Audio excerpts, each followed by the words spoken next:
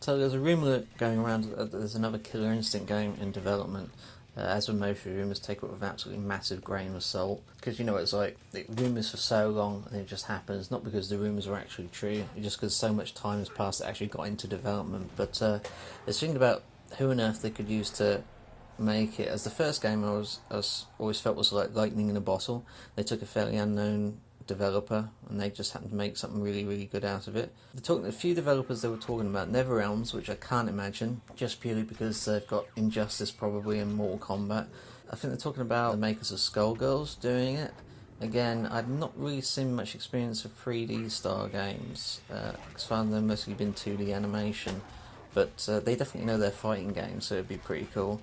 And then the other developer I think it's talking about, I think they're called Enway, the makers of the Power Rangers game. I wasn't a huge fan of the Power Rangers game, but then again, I suppose it was more of a budget game. I think it was a Killer Instinct though. It's like the first game, along with all the seasons and everything, you got all these stages, all this music, all these characters, all the mechanics and everything.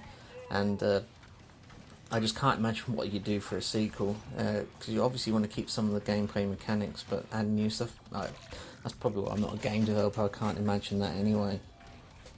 The thing is with Killer Instinct, I always felt even Microsoft put money behind it, and they supported it in a way. But as far as I can get, it was never a huge budget. I remember when they first talked about it, they always saw it as like a next-gen Xbox Live arcade game, and I think they only gave it the budget for that. But Double Helix and Iron Galaxy managed to really push that budget.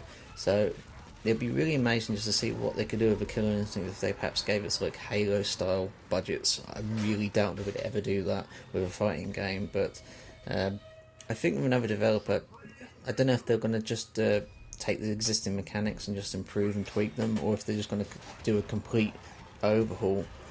I can't see it myself, but I just asked the viewers anyway, just who do you think should do it, and what would you like to see in another Killer Instinct game?